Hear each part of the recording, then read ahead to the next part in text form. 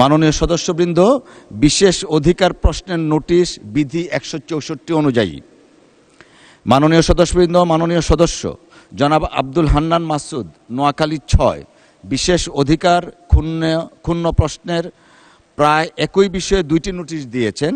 তিনি তার নোটিশে উল্লেখ করেছেন, বাংলাদেশ জাতীয় সংসদের একজন সদস্য হিসাবে আমার জান, মাল, সম্মান এবং মর্যাদা রক্ষা করা মহান জাতীয় সংসদের দায়িত্ব বলে আমি মনে করি।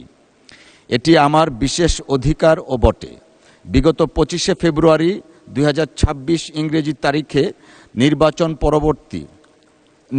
পূর্ববর্তী ও নির্বাচন পরবর্তী সহিংসতায় ক্ষতিগ্রস্ত পরিবারকে দেখতে গেলে আমার গাড়িবহরে আমাকে হত্যার উদ্দেশ্যে সন্ত্রাসী হামলা চালানো হয়, যার প্রতিবাদে জামায়াত, এনসিপি সহ বিভিন্ন রাজনৈতিক দল বিবৃতি প্রদান করে।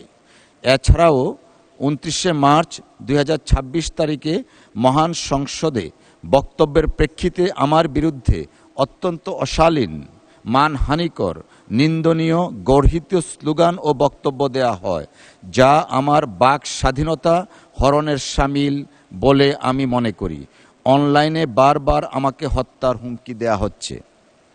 মাননীয় সদস্যের উত্থাপিত বিষয়টি অত্যন্ত দুঃখজনক।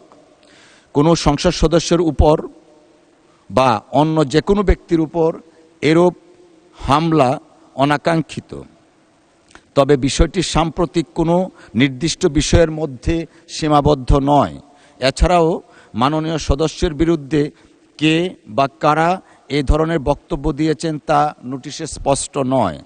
তবুও আমি মাননীয় সদস্যের উত্থাপিত অভিযোগের বিষয়ে অত্যন্ত সহানুভূতিশীল, কিন্তু কার্যপ্রণালী বিধির 165 উপবিধি 2 ও 165 উপবিধি 4 বিধি অনুযায়ী বিধিগতভাবে সীমাবদ্ধতার কারণে, আই রিপিট, বিধিগতভাবে সীমাবদ্ধতার কারণে নোটিশটি গ্রহণ করতে পারছি না বলে আন্তরিকভাবে দুঃখিত। তবে আমি মাননীয় সদস্য জনাব আব্দুল হান্নান মাসুদ এর নোটিশে উত্থাপিত বিষয়ে কার্যকর ব্যবস্থা গ্রহণ করার জন্য মাননীয় স্বরাষ্ট্রমন্ত্রীকে অনুরোধ জানাচ্ছি।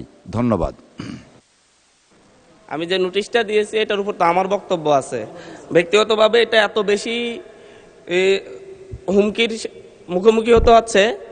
মাননীয় স্পিকার, আমি আসলে নির্বাচনের আগ থেকেই আপনারা জানেন আমি যে অঞ্চলে জন্ম নিয়েছি সেই অঞ্চলে একটি দ্বীপাঞ্চল, এবং যেখান থেকে ইলেকশন করেছি সেই জায়গায় ভূমিদস্যু, জলদস্যুদের উৎপাত অনেক বেশি।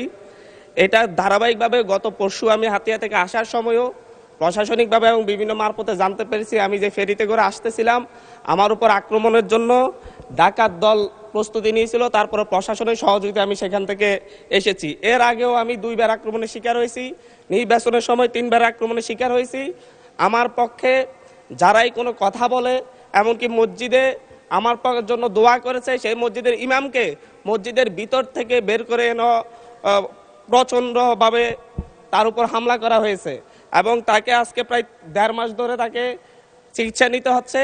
আমার উপর যারা আক্রমণ করেছে, আমি আপনাকে সেই জায়গায় কিছু নোটিশের সাথে কিছু ডকুমেন্টস দিয়েছি যে সরাসরি অস্ত্র হাতে আমাকে কোফাতে আসা হয়েছে। একজন সংসদ সদস্য হিসাবে আমি এই বিষয়টা এখানে উপস্থাপন করতে বাধ্য হচ্ছি, কারণ এই জায়গাটায় আমি মনে করি সন্ত্রাসীদের কোনো রাজনৈতিক ঠিকানা নেই।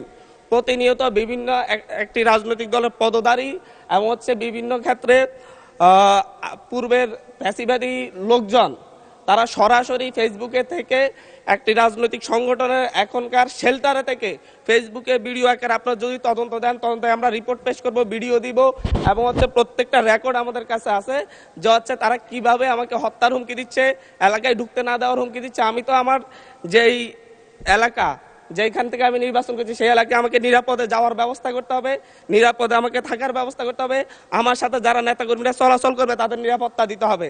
এটা একজন বিশেষ অধিকারের ব্যাপারে, এটা বিশ্বব্যাপী একজন সংসদ সদস্যের বিশেষ নিরাপত্তা বিধান করা রাষ্ট্রের দায়িত্ব, সরকারের দায়িত্ব। অথচ আমার উপর সরাসরি ভিডিওতে এবং সংবাদ মাধ্যমে প্রকাশিত সরাসরি অস্ত্র হাতে আমাকে কোপাতে আসা ব্যক্তিও এখন যখন আবার আমার নেতাকর্মীদেরকে হুমকি দিচ্ছে, তাহলে তো আমি অবশ্যই নিরাপত্তাহীনতায় ভুগবো। তো এই ব্যাপার ব্যাপারটা অবশ্যই গ্রহণ করে আমি মনে করি একটা তদন্তে পাঠানো দরকার, সংসদীয় তদন্ত হতে পারে, এবং কারা এই ব্যাপারে আমাদেরকে, আমি সহ আমার নেতাকর্মীদেরকে কিভাবে হত্যার হুমকি দিয়ে এবং এখন এলাকায় থাকে সরাসরি আক্রমণ করে, এমনকি আমার উপর আমার নিরাপত্তা দিতে যাওয়া পুলিশের উপর আক্রমণ হয়েছে।